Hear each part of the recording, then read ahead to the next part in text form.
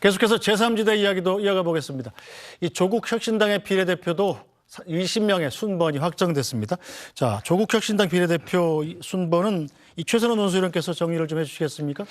예, 일단 1번이 박은정 전 법무부 감찰 담당관이 됐습니다. 그리고 2번이 이제 조국 대표가 됐는데요. 예. 그 전체적으로 이른바 이제 조국혁신당이 검찰 독재 정권으로 규정하고 윤석열 정부에 대해서 3년도 길다. 네. 이렇게 가장 강하게, 가장 거칠게 지금 각을 세우고 있지 않습니까? 네. 그런 부분들이 그대로 이제 드러나는 검찰 개혁에 계속 목소리 높였던 사람들 배치돼 있고요. 4번에 이제 신장식 변호사가 눈에 띄고 네. 그리고 지금 8번에 이제 황운하 의원이 배치가 됐습니다. 그리고 10번 차규근 법무부 출입국 관리본부장 같은 경우에도 지금 이름을 올렸는데 저기서 그 1번, 10번 현재 수사를 받고 있고요. 그리고 이제 2번, 8번 이렇게 재판에서 지금 받은 형이 그대로 확정이 되면 의원직을 상실할 수밖에 없는 그런 상황인데 과연 몇 번까지 될 수 있을지. 네. 지민 비조를 넘어서 이제 지민 비조가 아니라 비조 지민이라는 그런 자신감까지 보이더라고요. 비례는 조국혁신당, 지역구는 민주당. 이제 뭔가 네. 수동적인 자세에서 적극적인 자세로 바꿀 정도로 자신감이 붙어 있는 그런 모습입니다. 네, 사실 굉장히 자신감이 올라와 있는 상황일 텐데, 자, 김철현 교수님, 일단 국민의힘에서 보기에는 이 비례 명단 피고인 도피처다, 이렇게 평가를 했더군요. 일단은 보면 조국혁신당이긴 하지만 윤석열 대통령에 대한 좀 화풀이당 이런 느낌도 있거든요. 일본의 박은정 검사 네. 이렇게 보면 사실 국민의힘의 위성정당이나 민주당 위성정당 다 1번을 장애인으로 배치를 했습니다. 네. 근데 여기는 유독 그냥 윤석열 대통령에 대한 감찰을 찍어 했던 그런 박은정 검사를 한 걸 보면 전 검사를 한 걸 보면 윤석열 대통령을 그냥 타겟으로 하고 있다. 그리고 당선권을 한 10번 정도로 보면 그 이후로 지금 당선권 밖으로 환경이라든가 교육이라든가 어떤 진정한 비례대표제의 어떤 취지를 살릴 수 있는 분들을 다 당선권 밖으로 배치를 한 부분이거든요.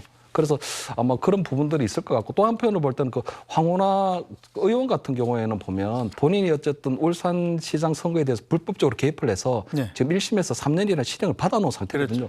그런데 그때 민정수석이 그때 조국 대표거든요. 그렇기 때문에 아마 그런 부분에 있어서 황운하 의원이 청구서를 내밀었고 그 부분을 그냥 조국 대표가 받아들인 게 아닌가 이렇게 보입니다. 그래서 전체적으로 볼 때는 이렇게 부분에 있어서는 굉장히 조금 이 헌정사회에 유례없는 진짜 그런 이런 상태가 생겨서 굉장히 앞으로도 굉장히 좀 어렵습니다. 이런 말씀 드리고 싶습니다. 네, 서영주 부대변인. 일단 지민 비조에서 비조 지민으로 바뀌었다는데 네네.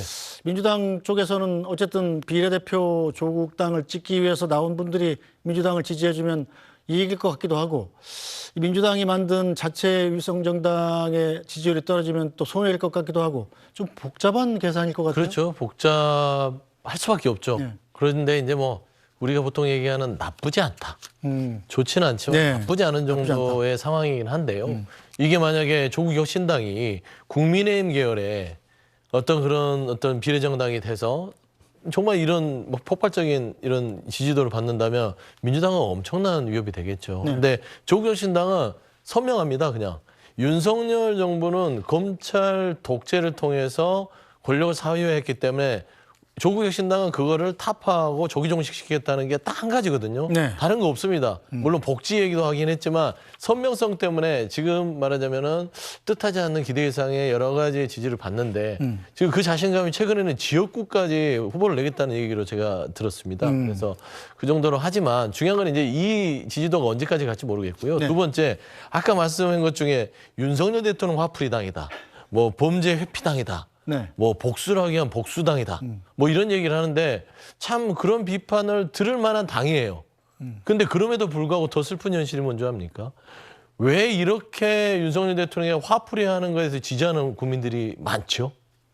이게 슬픈 현실인 겁니다. 그러니까 윤석열 정부가 얼마나 2년 동안 무능하고 오만하고 독재적인 검찰 독재의 어떤 그런 국정 운영을 해왔던 것을 충분히 인정하는 어떤 국민들이 많다는 측면에서 이 정치사가 슬픈 현실을 보고 있다는 점이고요.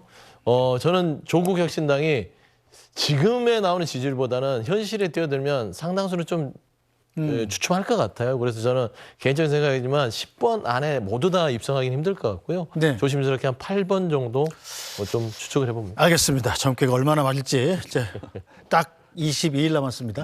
네, 고생하셨습니다. 오늘 정치여담여담은 여기서 마무리하도록 하죠. 김철현 경일대학교 특임교수, 서영주 더불어민주당 상근 부대변인, 최선호 SBS 노수련과 함께했습니다.